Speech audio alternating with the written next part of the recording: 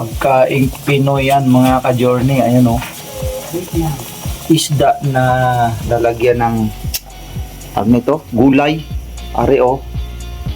Ayan mga ka-journey ha. Ayan. Naluan ng alugbati ni Mrs. Kabibili lang namin to sa palengke. Yung isdang maliliit. Ayan o. Masarap nga to sa prito eh. Ayan po mga ka-journey o. Yun ang ating ulam ngayong umaga. Ayan. Tapos with matching banana. Yun. Kasarap. Ano ma? Okay ba yung bisan mo eh? Ba't nagutom naman tuloy ako ma? Sarap yung ulam natin ngayon mga ka-journey. Siyempre mga ka-journey, isang mapagpalang umaga sa ating lahat mga ka-journey namin minamahal. Ngayon ay araw ng Sabado. Yan. Walang gawa. Meron ang araw-araw na gawa. Anong gawa natin? Ano ba tayo malaya? Goy. Ng peanut? Ng peanut. Mga ka-journey, yung peanut namin Sold out yun. sold out na to. I-deliver na lang. Ayan o, yung peanut namin na yan o. Ayan o, pero sold out na po yan. Ano na lang po yan. Pati yun sold out na rin. Yan, i-deliver na lang po yan eh. Kaya lang wala pang mga ka-journey, may deliver tayo sa Cavite, no? Sa Cavite may deliver tayo. Abang-abang. May deliver tayo mga ka-journey. Abangan nyo na lang po yung aming delivery. Yan. So, pagkatapos ng mayroon pa ba tayong meron pa ba tayong raw materials na peanut? Meron pa no? Yes. Yung isang plastic na binigay ni Tito Boy, nandyan pa mga ka-journey, hindi pa naubos. Gagawin pa lang namin yan mamaya. Yon, panibagong luto ulit, panibagong binta na naman. So, siyempre, kailangan nating kumayod, no? Siyempre, nangupahan tayo, mga ka-journey. Kailangan talaga natin yon. Hindi pa pwedeng papitiks-pitiks tayo mga ka-journey. Hindi tayo po pwedeng asa lang din tayo sa YouTube, no? Siyempre, ang YouTube natin ay hindi pa naman ganon kalaki, hindi pa naman tayo mga big timer na YouTuber mga ka-journey. So ano lang to, kumbaga kung sa maaasahan panawid-tawid ay makakatawid naman, pero kung sabihin natin nga dito natin iasa lahat mga ka-journey, hindi pa talaga kakayanin. So kailangan pa nating madagdag extra income pa, po. So malay natin suswertihin din tayo mga ka-journey. Sa tulong nyo po, sa inyo pong mga panonood sa amin at sa mga bagong pasok sa ating bahay, salamat sa inyo at binisita nyo yung bahay namin at sana magustuhan nyo yung aming mga simpleng mga content, family content, at saka basta kung ano yung ating makikreate na pwede nating ma-vlog, so vlog tayo, mga ka-journey. Walang scripted tayo rito, kung ano yung ginagawa niyo sa araw-araw, yung mapapanood niyo po mga ka-journey. Wala tayong scripted dito. Tulad yan, luto-luto lang si Mrs. Ang sarap. Sa mga nasa abroad, siguro hindi nyo, ayawan ko lang kung may nakakapamilyar sa mga ganitong pagkain lang, ng mga simpleng pagkain lang talaga yan mga ka-journey. Walang halong mantika yan kumbaga sinabaw na isda lang yan, tapos lagyan ng gulay, katapos timplahan, yun na, okay na. Siyempre, masustansya to. Pero masustansya yan. Sinuto ko to. Babaw ang luto ko, di ba masarap? Ayaw mo talaga ng luto mo dati. Grabe ka naman. Ayaw mo sa luto ko sarap-sarap ng luto ko Hindi po kasi maalat siya magtimpla. Masabagay, magkaiba talaga kami ng timpla. Si Ate Meng, simulat sa pulpa nung nagsama kami ito, hindi siya mahilig sa alat magtimpla. Ayaw ko pa ng maalat.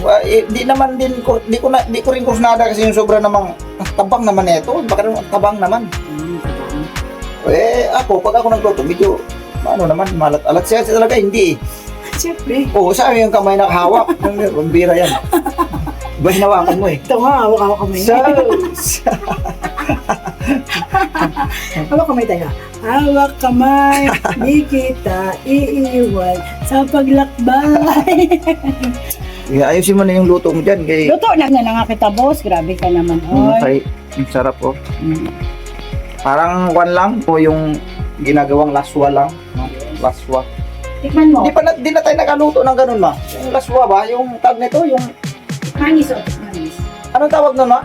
Miswa, tapos may ano, patula. Blow mo naman, daddy.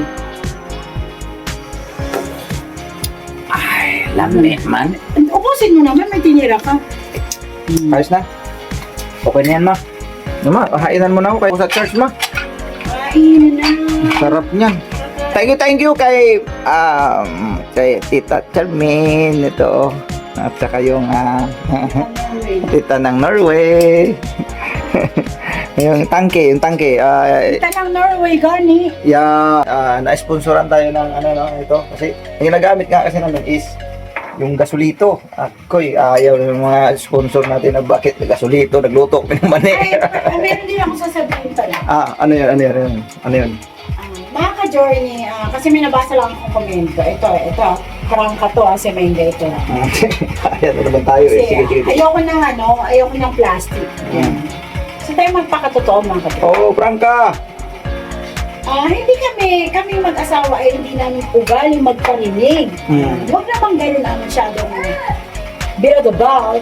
Kung ano yung nababanggit natin dito sa vlog na yun naman totoo. Totoo talaga na katulad nung nagpagawa tayo ng motor kasi nasira. Nasira naman talaga.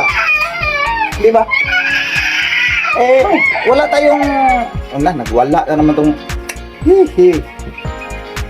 wala naman tayong pinipiling iko-content. Wala tayong pinipili content creator nga, 'di ba? Sabi nga content creator ka wala kang pipiliin kung ano yung nandito. Iba-vlog namin 'yon. Inasira yung motor. Ngayon, may iba doon nga nagpaparinig daw doon sa mga sponsor. Pambihira 'yan. Anong gagawin namin? Nasira naman talaga. O di nagkataon talaga na may nag-sponsor, 'di ba? May nag-sponsor naman talaga Pero hindi namin layunin na binalag namin yon para pag-sponsoran kami. Hindi po. Oo. Ang totoo, ang laki din ng ginastos yung sa amin lang, sa amin lang ha. Yung sa amin bukod doon sa sponsor, ang laki din ang ginastos namin ni Ate Mengs, di mama? Kasi nung huli na bumili kami ng pyesa doon sa mismong Skygo, doon genuine parts talaga ng Skygo, mahal doon. Pero sabi nga namin ni Ate Mengs, wala tayong magagawa man. Talagang bilhin natin to dahil kailangan. Pero ang totoo, di pa nga natapos. Di pa nga natapos yung motor namin. Dahil pang kulang di ba ma? Sobrang dami pang kulang yan Pero, yun nga lang ang naging parang, iko-content natin pala nito. Kung pagbabawalan na lang tayo halos lahat na lang ng may mga problema dito na iko-content namin, sasabihin, nagpaparinig ka sa mga sponsor, mali. Huwag ganun. Ganun ang aming nakikita dito sa bahay. O di alangan, naturally vlog talaga namin yun. Kasi yun ang trabaho namin vlogger nga kami. Di ba? Mali naman yata yung sabi nyo na mahilig na magpaparinig. Baka sila. Kasi gawain nila. Ano po? Baka kayo, gawain ninyo. Ngayon may nag-sponsor. Hindi mo nag-sponsor naman talaga hindi naman kami may nag-sponsor talaga doon sa motor. Ilan sila nag-sponsor doon? 3. Si Ma'am Gina Bidunes, si Ma'am LB ng Bahrain, at saka si Tito Boy, Tita Mirna. Bali, silang mag-asawa, Tito Boy, at saka si Tita Mirna. Thank you po sa inyo. Shout out po sa inyo mga nag-sponsor doon sa motor namin. Pero hindi humangga lang doon. Talagang gumastos din kami doon. Ang laki nga ng nagastos namin doon.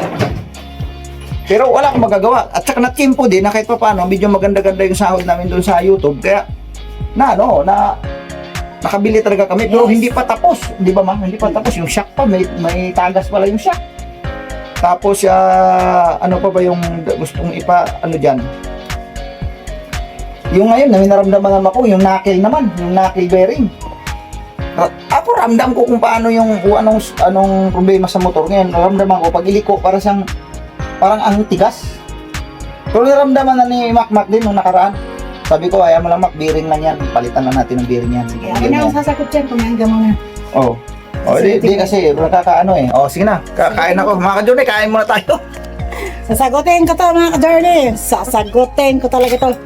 Bahala na magalit kayo dun. Basta ako, magpapakatotoo lang ako. Ayun. Ayan po mga ka-journey. Natapos lang natin kumain ng tanghalian. Kagagaling ko lang sa church tapos tapos na tayong kumain. Yung natira, balik na natin dito. Kumain ka na kay. Tapos yung peanut mga ka-journey, ito marami kaming peanut dito na i-deliver.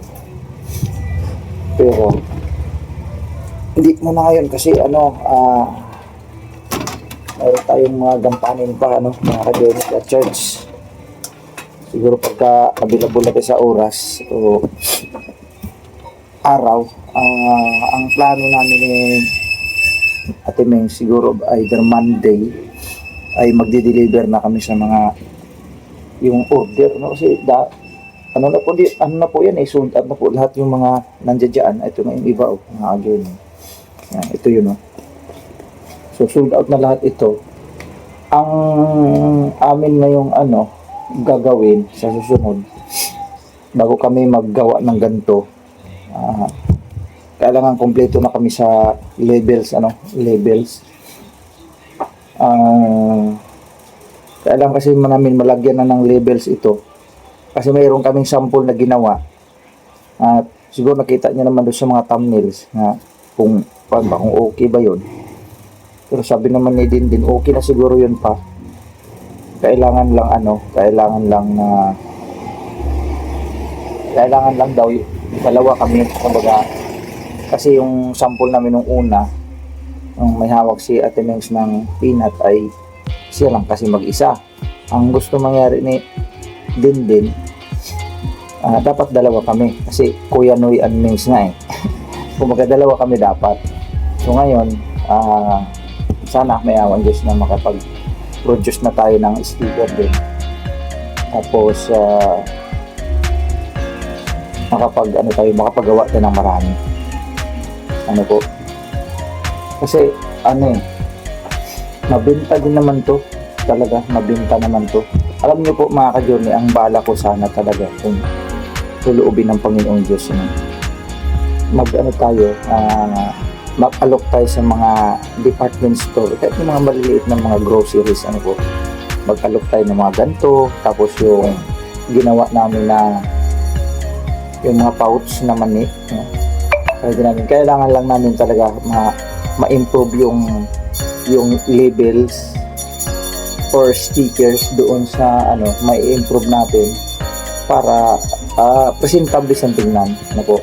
Tapos ang maisip ko sa sunod kung halimbawa makapaggawa kami ulit, i-improve namin yung packaging sa halip na itong supot ba kasi parang supot ito nasa stock diba kung titingnan natin to cartons lang kasi talaga to diba kung tutusin mga cartons lang kasi talaga to ito diba carton lang naman ito medyo kuan lang makinis lang siya pero ang para sa akin gusto ko sana yung plastic po sisipon ako yung di ba yung plastic packaging mayroon akong nakikita niyan doon sa mga department store or mga groceries. May nakita kasi ako doon na hindi ganito siya. Pero pwede rin naman to kasi medyo mura. Pero mas mainam siguro kung halimbawa lang din naman kung makaalok tayo doon sa mga departments, mga groceries mga small groceries lang alok natin. Magbagsak baga tayo doon, halimbawa mag-sample tayo ng mga 20 packs, i-try lang doon kung mabenta ba siya o hindi. Yun ang naisipan ko, pero hindi ganito na packaging yung isa, yung plastic siya may mabibili pala noon mga ka-journey, tapos ikaw na ang bahala maglagay ng sticker sa parting ibabaw. Tapos ang likod nun may mga na yun. Ang ganda nga di ba sa susunod ipapakita ko po sa inyo yung example lang, for example lang. Nag-search ako sa online. Meron naman po kung sana makaka-testing ako nun mag-packaging para tag na ito, ma-try din ba, no? Ma-try. ito, okay naman to. Wala namang problema dito. Okay rin naman ito siya. Pero gusto ko lang ma-improve ba. Kasi ang ano ko dito, kapag ka, ang napapansin ko lang kasi dito, kapag ka nabasa dito sa parting dulo pa nagsalin tayo, no? Maglagay tayo dyan ng mani sa loob. Minsan, di man maiwasan na sumasabit dito yung mga, no? Kasi siyempre ang mani ay medyo mantikain kasi talaga yun. Kahit pa sabihin na ano na namin, nailatag na namin doon sa lagayan na mayroong tissue, no? Mayroon pa din kasi hindi naman talaga mani. Medyo mamantika kasi talaga siya. So mas mainam kung plastic na ganito. Yung pinag-aaralan ko yan eh. So mag-try ako mag-order. Tapos i-try namin mga ka-journey. Then stickers, importante sa amin din stickers. Yung talagang nakapangalan sa amin. Ang nilalagay nga namin sample doon, sabi yung Noymings, no? Noymings. Yun. Doon yung mga nandiyan dyan, wala pa talagang sticker yan. Bagaman sold out na yan, pero yun nga, nakakaano lang din. Medyo nakakahiya ba kasi wala pang sticker. Pero okay lang kasi unang-una mga kakilala pa lang din naman namin, ano? So, ang gusto kong mangyari, kung just in case may luluubin ng Panginoon Diyos na makapagbagsak tayo sa mga groceries, dapat yun may stickers para siyempre para makikilala yung produkto natin. Yun. Tapos yun, sa paggawa dito kailangan talaga need naman talaga natin yung yung kalinisan ba na normal yun na kailangan malinis talaga siya. Bago ka gumawa dapat lahat na personal hygiene mo ay andyan. Hanggat maaari naka-hairnet, naka-gloves, naka-apron, yung mga ganun, naka-face mask, di ba? Yan ang gusto kong i-improve mga ka-journey. Kapag halimbawa lang ay kung luluubin, sabi ko nga, kung luluubin na makapag alok tayo sa mga department store, pagagandahin natin ito. Pangarap lang naman ito. Pangarap lang namin na sana mangyari, no? May mga mag-order sa amin ng ganun. Malaking bagay talaga kung halimbawa mayroong kang maalok, no? Makakuha ka ng regular customer ng mga department store o kaya mga small groceries. Napakalaking bintaha. Talagang sureball nakikita ka talaga ron kasi repeat order na lang ang mangyari dyan mga ka-journey. Kung halimbawa regular na silang kumukuha sa atin, o ubos na yung 50 packs ko rito, o dalhan mo ulit ako ng 50 packs, mga ganun ba? Kumbaga mag-repeat order na lang, yun ang inano namin ngayon mga ka-journey, na mag-repeat order na lang. Kasi iba talaga pag makapagpabagsak ka dun sa mga groceries. Kasi malaking talaga yung bintaha kung sakasakali man. Kaya sa dami na yan nandiyan pero i-dispose na lang yan, i-deliver na. Wala pa nga lang kasi kaming time ngayon dahil busy sa church, mayroon pa kaming ngayon, mga gampanin pa. Pero pagka after nito, siguro by Monday, mga ka-journey ay na tayo, builo na naman ulit tayo. Go na naman kami ni Ate Mings. Tuloy-tuloy yung gusto namin. Meron pa kaming lulutuin dito eh. Tapos mag-try din kami ulit magpasyal sa mga bintahan talaga ng mani, mga ka-journey. Either doon sa binigay ni Tito Boy or dito sa parting Bulacan, mag-try kami. Gusto mag-rides lang muna kami ni Ate Mings. Mag-rides lang kami, canvas, no. Pag makakita kami ng pag makakita kami ng malay natin, makakita tayo ng medyo mas mura pa, mura pa. Di mas mainam po mga ka-journey. Yun ang aming ni Ate Mings yan. Kaya lang busy pa kami ngayon, busy pa kami ngayon. So ayun lang ang nakikita ko kasi dito sa negosyong ito. Baga napakarami ng nag-negosyo nito. Mabenta kasi talaga to mabenta naman ito mabenta ito mga ka-journey. Pinakadabis nga ito, dabis din to sa nakikita ko. So dabis din to siya.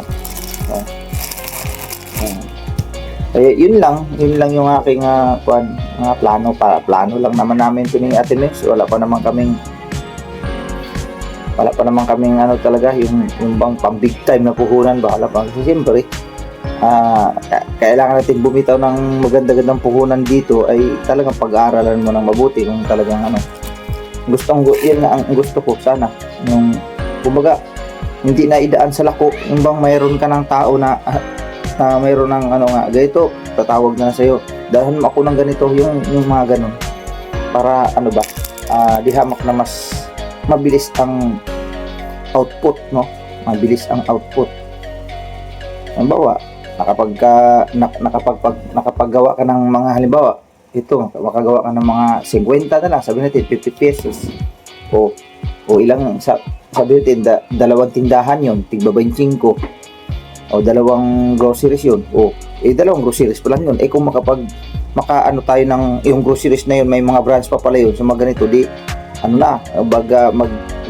dubli-dubli na yun si branch na ganito dalhan mo rin ng 25 si branch na ganito dalhan mo ng 25 yung ganon yun ang gusto ko ngayon yun ang gusto ko mangyari kaya di naman siguro masama kung subukan ko rin mga alok try ko lang kahit bagaman medyo mahina tayo dyan sa pagdating sa pakikipag-transaction sa mga ganyan kasi ang kakausapin talaga natin dyan mga dyan maaring branch manager yung ganon diba manager sa isang groceries manager sa isang department store yung ganyan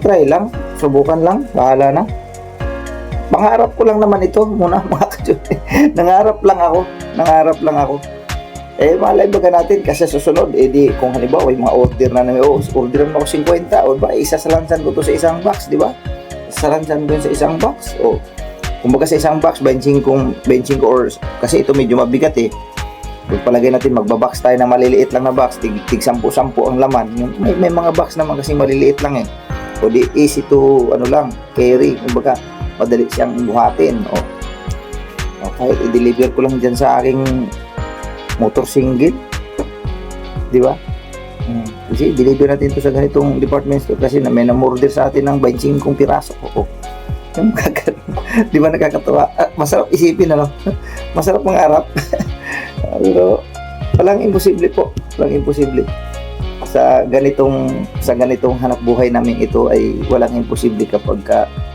talaga tinarabaho imposible so hanggang dito lang muna mga ka-journey ito ay continuation nung sa vlog namin ni Ate Mex kanina si Ate Mex medyo na high blood na naman doon sa mga may mga comment daw na ganoon sa mga vlog na ganoon sabi ko wag mo na pintindihin ka ako na-stress ka lang dyan dito na lang tayo mag-concentrate sa ating negosyo wag na doon kung sa kani-kanino may nabasa na naman doon siyang mga ganoon sabi ko wag mo na nga ka kung intindihin niya sabi ko sa kanya kung iintindihin mo rin lang naman ng mga bagay-bagay ito na lang yung ginagawa nating negosyo kahit maliit na negosyo lang ito pagka ito mag-click ito sabi ko kikita tayo dito sabi ko sa kanya kahit barya-barya lang kasi itong negosyo natin hindi naman to pang big time barya-barya lang naman ito sabi ko sa kanya dito na lang tayo mag-concentrate wag na dyan kung sa ano-ano yung mga nababasa mo dyan kasi na-high blood ka lang sabi ko sa kanya na-high blood siya kanina mga ka-journey sabi ko mamaya muna tayo mag-vlog kasi mukhang nag-iinit na naman yung ulo mo so yun po mga ka-journey hanggang dito lang muna yung pangarap ni Kuya Noy ay sana matupad wala namang imposible sabi nga nila libre naman mangarap po so yun lang hanggang dito lang muna yung vlog ko mga ka-journey patuloy lang po natin suportahan ang ating YouTube channel Kuya Noy and Meng's Journey at syempre yung aking anak na si Kuya Ken's Journey at gayon din kaya Warren's Journey at yung aking kapatid ang kapatid na nangarap din na magkaroon ng viewers po mga ka-journey si Kuya Pet's Journey yun titingnan ko uli ngayon yung kanyang kung ngayon ba ay may laman na kasi sabi ko nga sa kanya noon ay lagyan mo ng laman para may manonood alright so hanggang dito na lang God bless po ating lahat mga ka-journey please support lang po at patuloy lang po natin suportahan ang ating YouTube channel good luck po good luck sa ating lahat sa negosyong ito at sa mga nais pang magnegosyo. Alright, bye bye po.